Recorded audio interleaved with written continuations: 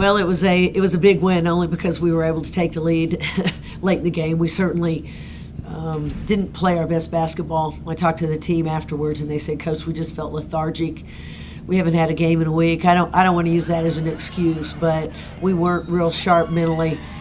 From an effort standpoint, I thought we were just a little slow today. So we changed defenses a little bit to try to get ourselves going at the beginning of the fourth quarter. Ultimately, it gave us the lead. Then we settled back into our man, and luckily we got enough stops. But Asiana Fuqua-Bay hit a couple big free throws, so Ariel hit big free throws, and then Ariel hit a big shot late, or it would have been a different outcome. But these are the games you have to just survive, and we're fortunate that we did. What was the message to the team at half? Because it seemed like definitely a tale of two halves.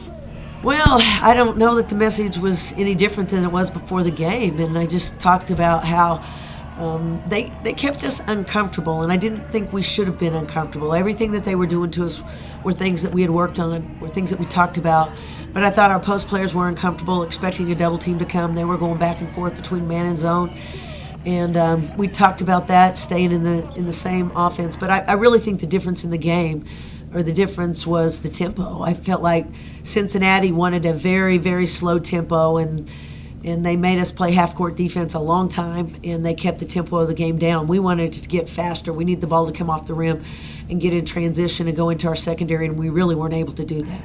You mentioned some of the challenges of not having played in a week, but getting ready to go on the road with two pretty quick games, does having some time off finally help in that sense? Well, it'll help us in the long term. I mean, this was a week where we had 2 days off. We had last Sunday off, and then we had Wednesday off. We did a lot of drilling on Monday and Tuesday. There's really no excuse for us to not be sharp, but when you get into the tempo of a season, sometimes that break, even though you need it physically, can do funny things to your timing and your effort and energy and things like that. So we'll get it back. We're going to take another day off tomorrow and watch the Super Bowl like the rest of America, but we'll be back to work on Monday, and we've got to get our timing back. Well, I think the tempo of the game slowed down because they were scoring really, really well.